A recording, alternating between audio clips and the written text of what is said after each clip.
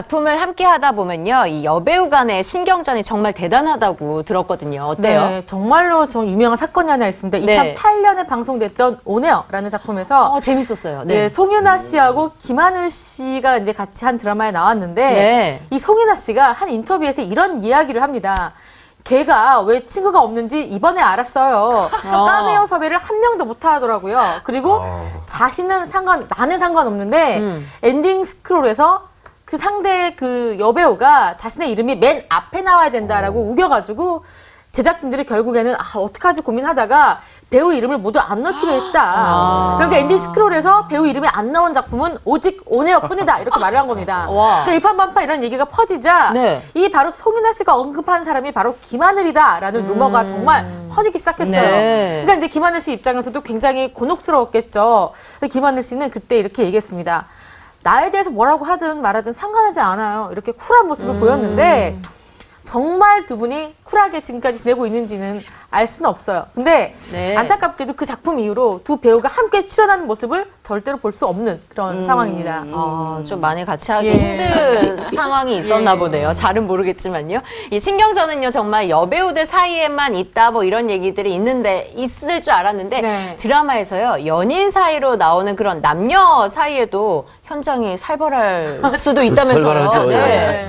90년대를 대표했던 우리가 청춘 스타 하면 유시원 씨, 또 김희선 씨를 꼽을 수 있을 것 같아요. 어마어마했죠. 네. 두 사람이 사실은 두 작품이나 프로포즈하고 세상 끝까지 두 작품에서 연인으로 출연했어요. 그리고 방송 드라마 속에서는 아주 애절한 사랑을 나눴어요. 네. 근데 사실 밖에서는 두 사람이 굉장히 불편한 관계였고 앙숙이었다는 소문이 있었습니다. 이 얘기는 2011년에 유시원 씨가 방송에 출연해서 고백하면서 알게 됐어요. 왜냐하면 네. 이 세상 끝까지라는 드라마를 하게 됐는데 이 드라마가 슬픈 드라마였어요. 네. 우는 장면이 매회 있었어요. 그래서 연기자 간의 호흡이 굉장히 중요했거든요. 네. 드라마를 하다가 연기를 하다가 호흡이 끊기면 참 감정 잡기가 어렵거든요. 근데 김희선 씨가 그때 누구였습니까? 대한민국에서 제일 잘 나가는, 제일 바쁜 연기자였어요. 스케줄이 워낙 바쁘다 보니까 와서 전체적으로 드라마 속에 다른 배우들의 호흡이 끊기나 흐름이 끊기는 거예요. 그리고 김희선 씨가 그때 고집이 있었어요. 왜냐하면 자기 스타일만을 굉장히 개성을 고집하던 시기였거든요. 네. 그러다 보니까 어느 날 유시원 씨가 안 되겠다 싶어 하고 선배잖아요. 연장자고.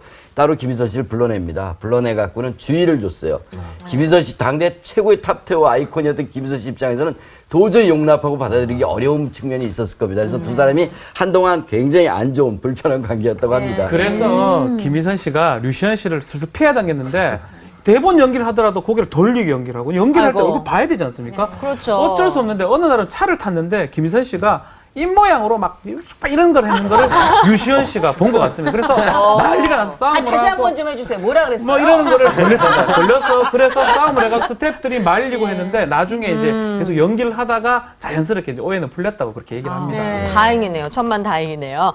이렇게 또 연기자들 얘기를 해봤는데 우리가 가수나 아니면 음악 하시는 분들 같은 팀이 있잖아요. 근데 같은 팀이지만 오해로 인해서 한순간에 남이 돼버린 분들도 있어요. 그러니까 부활 얘기를 좀 하고 싶은데 네. 전설적인 락 밴드잖아요. 그렇죠. 네, 부활의 멤버 그 이승철 씨하고 김태원 씨도 한때 불화설이 네. 예, 굉장히 있었죠. 이제 많이 네. 퍼졌었죠. 예, 예. 근데 이게 오해에서 비롯됐다 그래요. 그러니까 그 당시에 이제 광고를 찍었는데 네. 광고료가 입금이 안 되는 거였어요. 그러니까 서로 이제 그 문제에 대해서 좀 오해를 한 것 같은데 예. 알고 보니까 매니저가 중간에서 어떤 문제를 좀 일으킨 걸로 이제 돼 있었습니다. 그래서 세 사람이 이제 같이 네. 만났죠. 그래서 이제 이야기를 하다가 이야기 방향이 그럼 우리 부활을 해체하자라고 된 거예요. 근데 해체를 하되 그 누구도 우리가 부활이라는 이름을 쓰지 말자.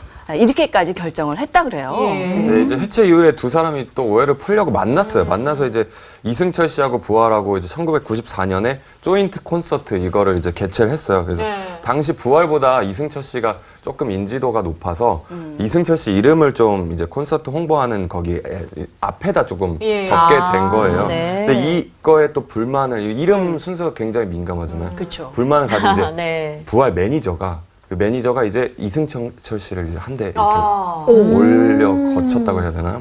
올려 붙이게 된 거예요. 그래가지고 이제 막 소동이 일어났는데 이제 뭐 그래도 사나이들의 우정이 좀 뭐 피보다 진한 게 이승철 씨하고 김태원 씨가 한 방송에 출연을 해서 서로에게 나 그때 미안했다, 나도 미안했다 하면서 이렇게 앙금을 푸는 모습을 보였습니다. 네. 어쨌든 인간관계에서 신뢰와 믿음, 이제 사랑 같은 게 참 중요할 것 같은데요. 예. 이 스타들 사이에서 앙숙보다는 더 돈독한 그런 사이가 많아졌으면 좋겠습니다. 잠시 후에 연희가 엑스파일 계속됩니다.